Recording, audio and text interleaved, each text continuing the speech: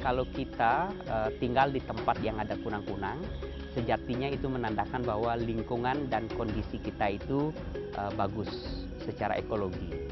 Nah, itu kemudian mengantar saya bagaimana lingkungan itu kaitannya dengan keberadaan kunang-kunang. Ternyata kunang-kunang menghabiskan 89% hidupnya itu di alam, tergantung dari alam, dari sumber makanan, terus dari sumber ekosistem yang dia butuhkan untuk meregenerasi dirinya.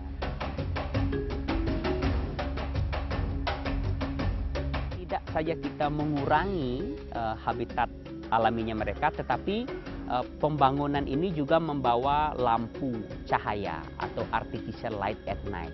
Nah, buat kunang-kunang itu adalah sebuah polusi karena kunang-kunang menggunakan cahayanya untuk mereka berkomunikasi satu sama lain, dan ketika komunikasi ini terganggu atau terdistorsi sehingga dia tidak bisa kawin.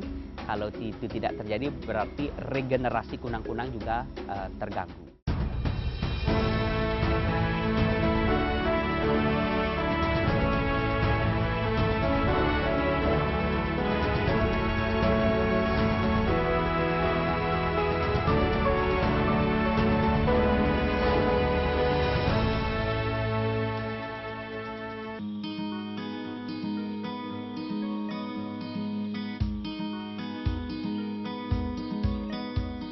Desa Taro di Kecamatan Tegalalang, Kabupaten Gianyar dianugerahi keindahan alam yang tetap terjaga keasriannya.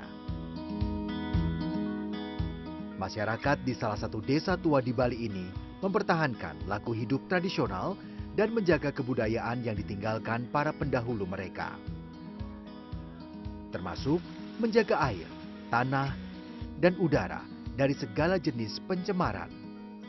Begitu juga Iwayan Wardika, laki-laki kelahiran Desa Taro 10 Juni 1978 ini berkontribusi pada alam dan lingkungan Desa Taro dengan mendirikan rumah konservasi kunang-kunang. Wayan ingin menjaga cahaya terang kunang-kunang agar tak lekang dari ingatan. Saya kecil itu belum ada listrik di Desa Taro. Saya ingat listrik itu baru hadir ketika saya berumur 12-an tahun, jadi menjelang tamat SD gitu ya. Jadi pengalaman kecil saya itulah yang sejatinya mendasari kenapa saya membangun rumah konservasi kunang-kunang. Karena waktu kecil saya punya pengalaman yang sangat istimewa sekali berinteraksi dengan kunang-kunang. Kunang-kunangnya banyak dan dia berkeliaran, dan saya sering sekali menangkap dan kemudian menaruhnya di toples atau di gelas sebagai alat membaca waktu itu karena tidak ada. Wayan percaya bahwa kunang-kunang bukanlah serangga biasa. Selain kemampuan mengeluarkan cahaya yang menjadikannya istimewa, kunang-kunang juga berperan sebagai bioindikator. Keberadaannya di alam mencerminkan kondisi lingkungan yang masih bersih atau bebas polusi. Jadi kalau kita tinggal di tempat yang ada kunang-kunang, sejatinya itu menandakan bahwa lingkungan dan kondisi kita itu bagus secara ekologi. Nah, itu kemudian mengantar saya bagaimana lingkungan itu kaitannya dengan keberadaan kunang-kunang. Ternyata kunang-kunang menghabiskan 89% hidupnya itu di alam, tergantung dari alam, dari sumber makanan, terus dari sumber ekosistem yang dia butuhkan untuk meregenerasi dirinya. Namun, kunang-kunang kini mulai sulit dijumpai. International Union for Conservation of Nature atau IUCN mencatat 11% dari 128 spesies kunang-kunang kini terancam punah. Pendar cahaya kunang-kunang kini hanya tersimpan dalam memori kolektif masyarakat desa. Pada zaman dulu semasih saya kecil, semasih seumuran saya kira-kira 7 tahunan lah, masih utuh kunang-kunangnya itu. Kalau saya dulu pada zaman itu saya pakai ini ya, pakai suluh ya, suluh sila Balinya itu. Karena alam ini semua gemerlap dengan kunang-kunang pada zaman itu. Tapi zaman sekarang karena ini adanya pergerusan zaman globalisasi namanya itu sangat-sangat berkurang. Sekarang kunang-kunang sudah kayak jarang kita menemukan kunang-kunang. Mungkin karena polusi atau di mana-mana sudah ada lampu, mungkin seperti itu, kunang-kunang jadi jarang. Kalau sekarang sudah sedikit sih. Kalau dulu itu kalau berpergian malam hari itu pakai motor tuh bisa terlihat terbang itu kunang-kunangnya. Tapi kalau sekarang udah nggak ada sama sekali. Wayan menganalisis sedikitnya ada 3 penyebab utama menurunnya populasi kunang-kunang. Penggunaan pestisida kimia berlebih di lahan pertanian yang berbahaya bagi kunang-kunang menjadi salah satunya. Pestisida kimia bisa mencemari air dan tanah yang penting bagi siklus hidup kunang-kunang. Selain itu, alih fungsi lahan pertanian juga menggerus tempat tinggal kunang-kunang, yaitu area persawahan. Masifnya pembangunan juga menimbulkan polusi cahaya. Tidak saja kita mengurangi habitat alaminya mereka, tetapi pembangunan ini juga membawa lampu cahaya atau artificial light at night. Nah, buat kunang-kunang itu adalah sebuah polusi karena kunang-kunang menggunakan cahayanya untuk mereka berkomunikasi satu sama lain, dan ketika komunikasi ini terganggu atau terdistorsi sehingga dia tidak bisa kawin.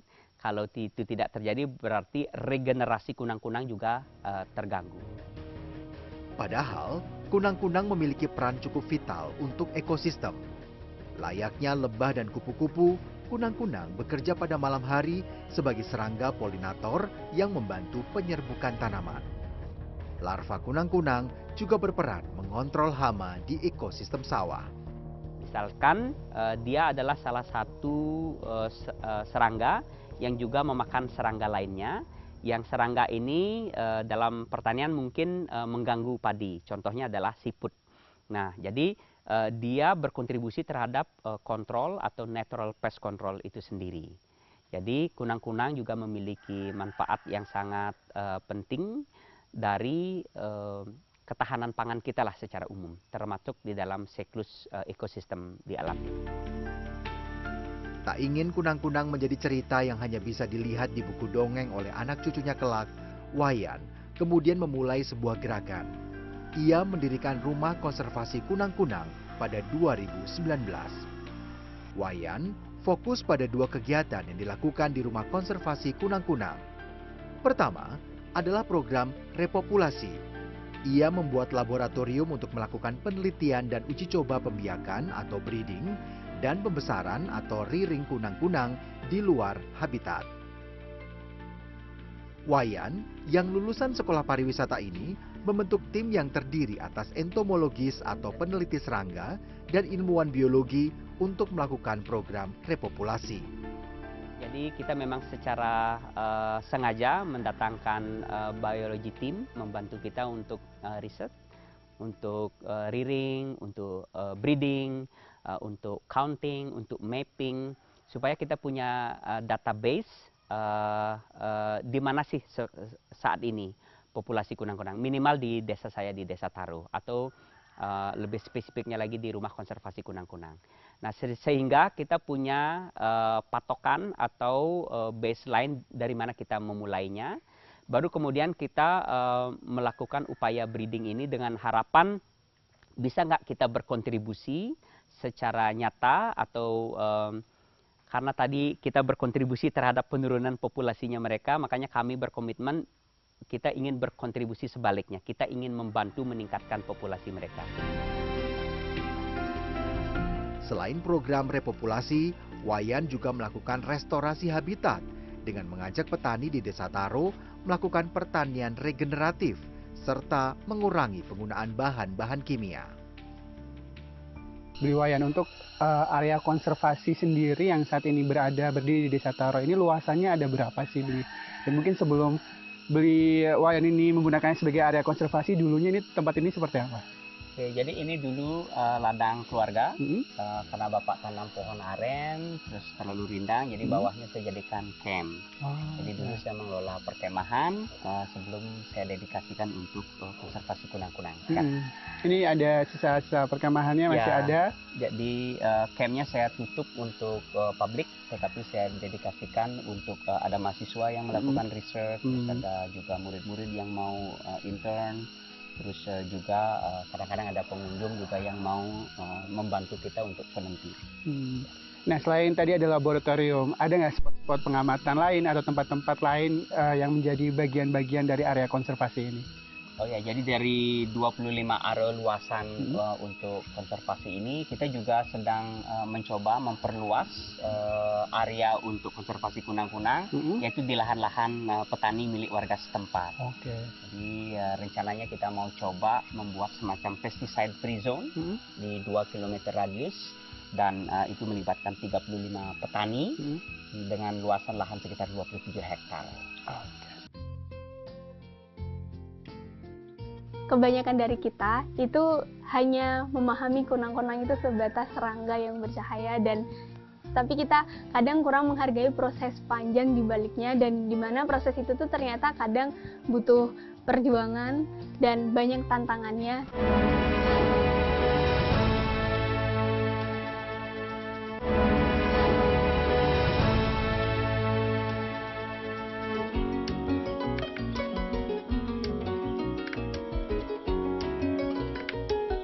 Iwayan Wardika menyebut kunang-kunang sebagai serangga yang eksotis. Kunang-kunang memiliki zat luciferin dan enzim luciferase pada organ khusus di perutnya. Enzim dan zat kimia ini akan bercahaya jika bereaksi dengan oksigen. Kunang-kunang sendiri menggunakan cahaya untuk alat komunikasi dengan sesama spesiesnya, menarik perhatian lawan jenis, dan menakut-nakuti predator. Siklus hidup kunang-kunang bermula pada fase telur. Satu kunang-kunang dewasa bisa menghasilkan ratusan telur kunang-kunang. Telur kunang-kunang yang telah menetas akan berubah menjadi larva. Di fase larva inilah kunang-kunang akan menjalani fase kehidupan yang paling penting, sekaligus paling sensitif terhadap kerusakan lingkungan. Iwayan, ini salah satu tahapan yang paling penting dari siklus hidup. Kunang-kunang adalah pada tahapan larva ini ya, Bri ya. Mengapa ini menjadi salah satu hal yang terpenting? Betul sekali, karena di fase ini satu-satunya fase dia makan.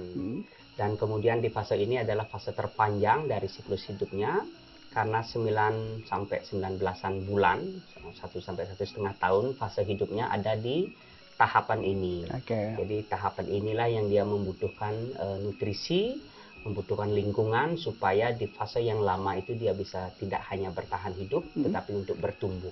Nah, di fase ini juga dia mengalami pengelupasan kulit atau molting, yang mana itu membutuhkan energi yang sangat besar sekali. Yang sumber energinya itu dari kualitas air yang bersih, kualitas tanah yang subur karena dia membutuhkan hara dan mikroorganisme, dan tentu saja tidak diganggu oleh aktivitas manusia. Nah kalau kunang-kunang yang dewasa itu kan bercahaya, tapi apakah larva dari kunang-kunang ini juga ada cahayanya, Bli? Betul sekali, jadi itu mungkin kelebihan kami di lab, akhirnya juga dapat mengamati, jadi dia sudah berpendar, sebenarnya sejak fase telur, tapi pendarannya sangat kecil sekali, tapi begitu dia menjadi larva itu lebih terlihat di fase telanjang, dan sepertinya dia tidak sadar kalau dia punya cahaya itu, dan itu mengingatkan kita manusia yang lupa akan jati diri kita, lupa akan makna spiritual kita. Setelah menjadi larva, kunang-kunang akan menjalani tahap pupa atau kepompong selama sekitar 1 bulan. Sebelum akhirnya bertransformasi menjadi kunang-kunang dewasa yang bisa terbang dan memancarkan cahaya. Namun, kunang-kunang dewasa hanya akan bertahan hidup kurang dari 1 bulan.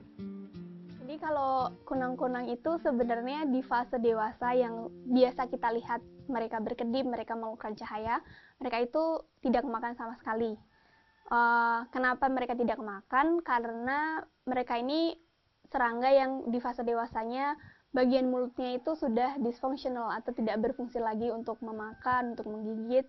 Jadi yang mereka punya itu sama seperti serangga, contohnya kupu-kupu, mulutnya itu hanya berbentuk contohnya kayak belalai atau hidung gitu. Jadi mereka cuma punya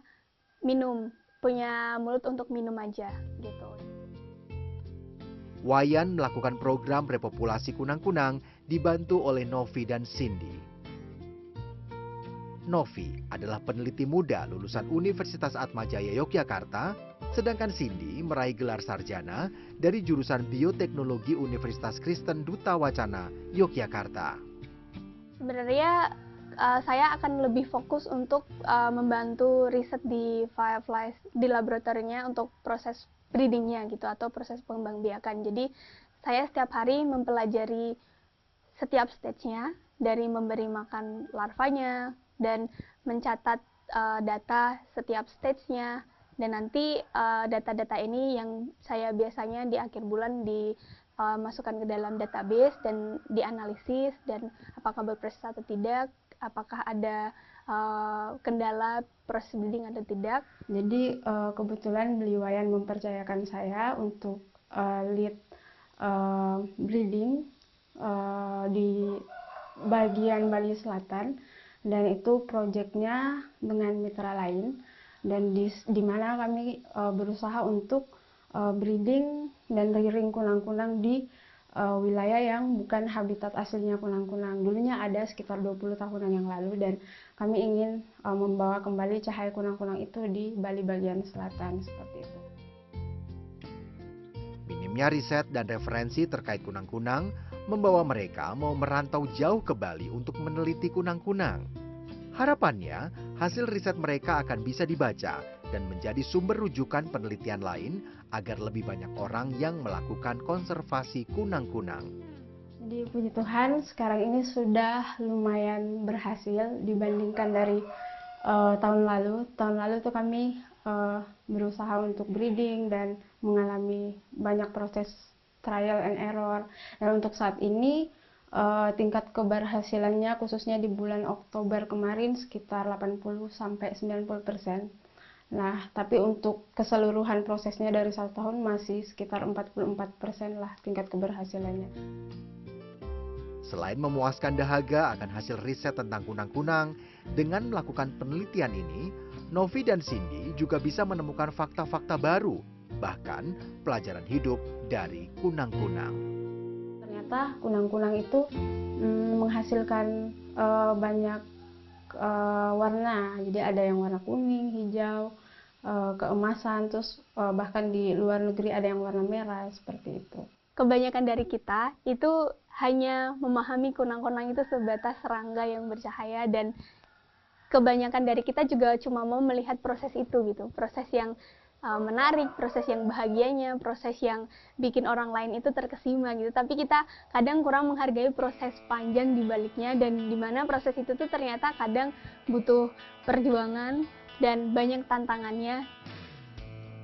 Selain menarik perhatian peneliti-peneliti muda, rumah konservasi kunang-kunang yang didirikan oleh Wayan Wardika juga menarik perhatian banyak wisatawan. Wayan dengan senang hati akan memberikan penjelasan dan edukasi kepada mereka dengan harapan menumbuhkan kesadaran tentang pentingnya menjaga kunang-kunang di habitat aslinya. Meski demikian, Wayan hanya membuka kunjungan bagi 5-10 orang wisatawan per hari. Jadi saya mengambil elemen itu di dalam pengemasan ekowisata The Fireflies Journey ini, dan ternyata peminatnya ada, walaupun tidak banyak. Tetapi karena ini adalah kegiatan konservasi, saya juga tetap berhati-hati supaya tidak menjadikannya mass, menjadikannya massal ya, karena bagaimanapun juga carrying capacity kami kecil, terus kemudian scope kegiatan kami juga tidak terlalu besar. Dari kunjungan wisatawan ini, Wayan bisa membiayai riset dan program repopulasi kunang-kunang. Lagi pula, ada banyak wisatawan, khususnya turis asing, yang ingin mempelajari atau bahkan melihat kunang-kunang untuk pertama kali.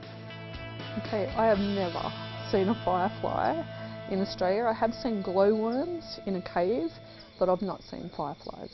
I had no idea of the length of their life, that they're a larvae for so long, and then when they actually come to the point of the luminescence is so short but so beautiful and so important for the reproduction of the fireflies. So a lot of knowledge gained from this experience.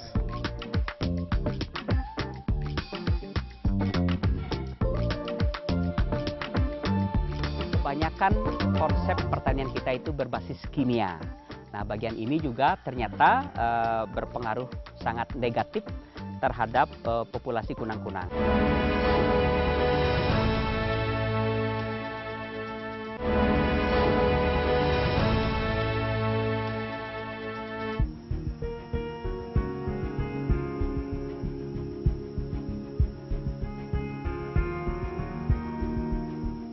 Pertanian regeneratif menjadi salah satu solusi yang dikampanyekan Iwayan Wardika untuk menjaga habitat kunang-kunang.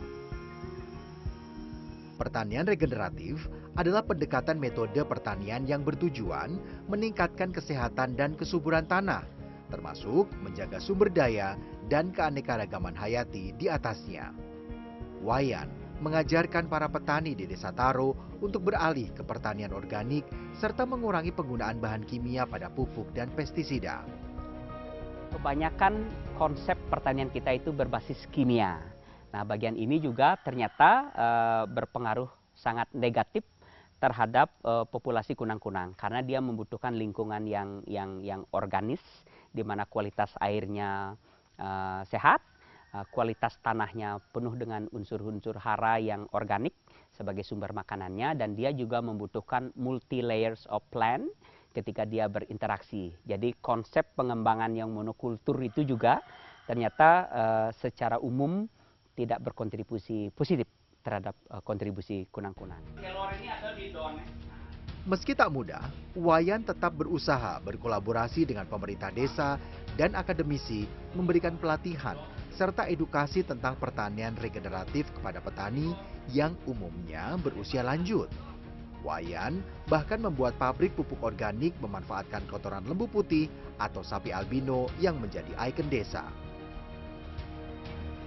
Pupuk organik itu dibagikan secara cuma-cuma bersama bibit berbagai tanaman kepada para petani. Tidak cukup hanya dengan edukasi, kita juga ingin memfasilitasi dan mendampingi bagaimana petani itu tidak hanya berhasil membudidaya atau menghasilkan makanan secara organik, tetapi juga bisa meningkatkan nilai tambah. Ya, karena kalau itu dikembangkan secara organik, dampak yang paling nyata kita ingin kontribusikan itu adalah kesehatan, karena tidak berinteraksi dengan bahan-bahan yang sifatnya poisonous. Terus yang kedua, dampak langsung terhadap lingkungan itu sendiri, karena tidak ada lagi unsur kimia di dalam ekosistem tanah kita. Dengan penuh kesabaran, Wayan pada akhirnya berhasil mengajak para petani melakukan pertanian organik. Ia juga mengenalkan berbagai jenis tanaman selain padi, seperti daun kelor yang bernilai jual lebih tinggi. Meskipun pertanian organik memakan waktu yang lama, namun keuntungan hasil panen yang diperoleh petani akan sama atau bahkan lebih tinggi jika berhasil menanam daun kelor. Kini, Desa Taro berhasil menerapkan pesticide free zone atau zona anti pestisida pada lahan-lahan pertanian. Contoh juga di sawah kami berapa hektar, hampir 5 hektar kami sudah buktikan menggunakan tidak ada pestisida, zat kimia, sampai pembakaran habis panen itu sudah ada. Ya bonusnya ini hadirnya kunang-kunang, salah satu yang indikasinya ada di sana, itu dijadikan bonus wisata. Di sanalah para petani akhirnya melirik kembali mulai berlahan ke pertanian organik. Juga di perkebunan, di jeruk itu sudah mulai dia melirik ke organik. Berkat keberhasilan pertanian regeneratif beberapa tahun terakhir, kini keanekaragaman hayati di Desa Taro semakin bertambah. Tak hanya kunang-kunang, berbagai jenis burung dan serangga lainnya juga bisa hidup dan menambah populasi di tempat ini.